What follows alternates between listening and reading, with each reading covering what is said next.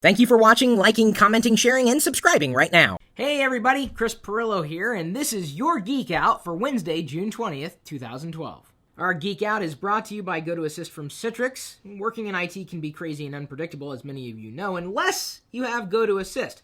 It'll help you stay on top of it all. GoToAssist world-class remote support allows you to solve your users' problems quickly from anywhere.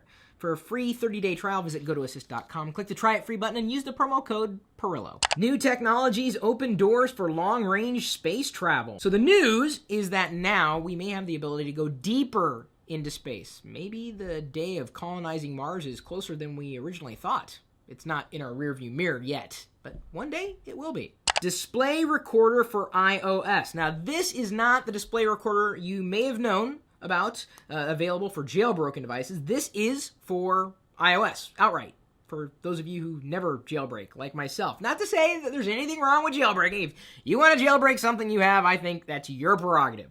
My point is that for $2, you can get display recorder, and with it, you can record audio and video of whatever happens on your screen. So I downloaded it, it's $2. Press record. I say, hey, what's going on? I'll go back to the home screen. Let's go and swipe there and swipe there and swipe back. Tap back there, hit stop, and it's compressing everything. Now I can browse the recorded items. Let's go ahead and hit play.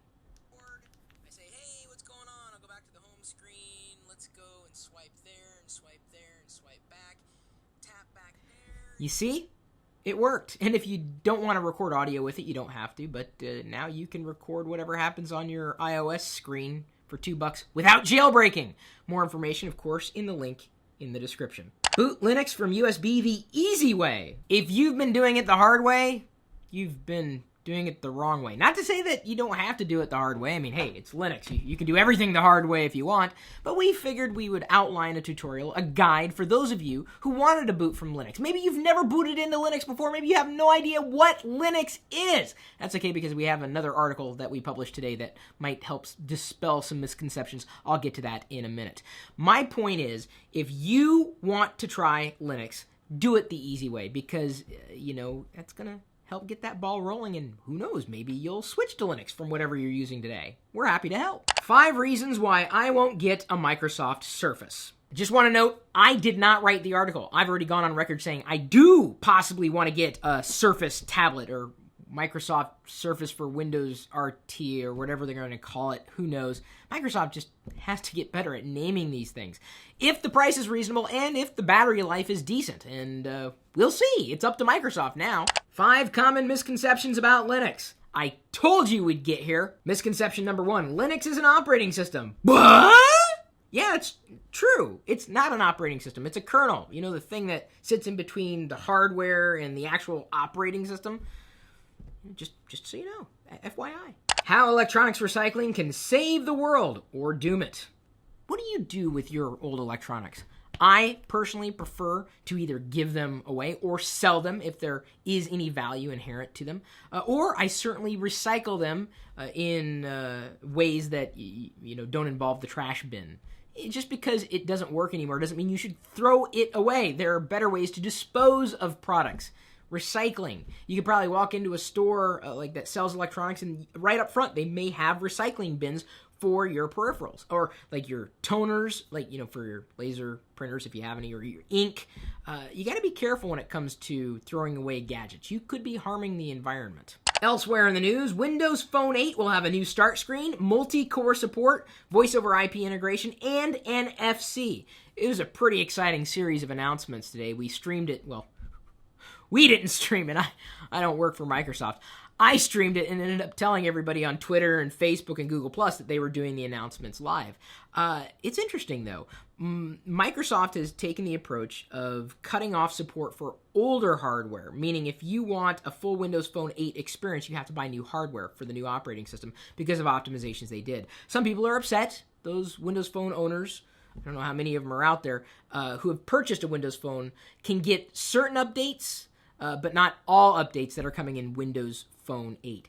It's actually really cool. Microsoft is getting their story together. I think they're creating a compelling ecosystem between Windows 8, the tablets, and Windows 8 on the phone because it's going to be sharing the same base of code. Developers will be able to write apps more easily between, well, devices.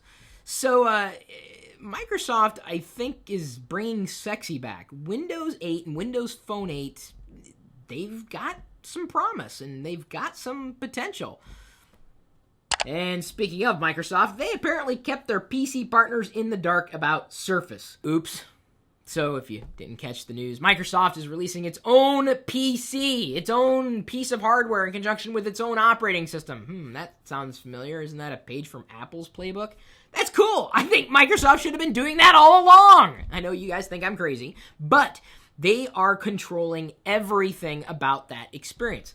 And you know what? If you want a good consumer electronics experience, that's what you should demand from the people who are making your products. That doesn't mean that OEMs are doing it wrong, because there's a lot of products that are done better by OEMs because they grok it at such a level that they can do it better than anybody, even better than the people doing it themselves. I mean, that's kind of the whole reason why jailbreaking's been so big, because the community in many ways can do iOS better than Apple can do iOS. So I'm saying that there's room for both. However, if you create a product that competes directly with your customer's product, you're making an awkward situation. It's just weird. I don't know what's going to happen from this point on. The only thing we have is a history lesson. We had Plays for Sure with Microsoft Windows Media devices all along, and then suddenly Microsoft said, okay, now we're doing Zune. So they basically put everybody out on a limb. Plays for Sure devices died. The Zune took over, and then, well, we all know what happened to the Zune. So I don't know if history is going to repeat itself with the Surface tablets that Microsoft is producing. Either way, apparently the PC manufacturers didn't know it was going to happen until it actually happened, even though it actually hasn't happened yet. Prepaid MiFi coming to Walmart, starting at $10 for every 100 megabytes with no expiry. Nice! If you want a pay-as-you-go wireless service without signing a contract, looks like you now have an option. Not bad. I mean, granted, most of us would blow through 100 megabytes in, like 2 minutes?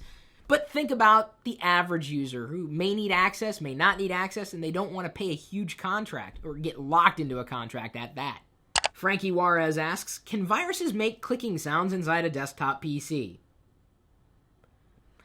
I suppose they could. I mean, if the virus was designed to make clicking sounds inside the PC, then theoretically, yes, it could be doing that. However, if you're hearing clicking sounds inside your PC, that may be the sign of a failing hard drive. JosephLTech asks, do Windows users criticize Apple users more than Apple users criticize Windows users? Can't we all just get along? I mean, come on. It's okay to use both operating systems. I do, and I readily admit it. I have no problem telling you I live right on that fence. And you know what? I respect a geek who doesn't live on one side or the other if you walk the line. Because if you live on one side or the other, of course you're going to criticize the other side. But if you know that other side well enough, you can see its benefits and drawbacks as well as your own benefits and drawbacks. There's no such thing as a perfect OS, folks. Emrendil asks, is internet becoming the next OS? Well, I wouldn't say that we can boot from the internet or really allow the internet to control our hardware. It can control the software experience, though, considering that most apps are now living inside your web browser. I don't think I made it through this entire video without at least offending one of you. We'll see you later.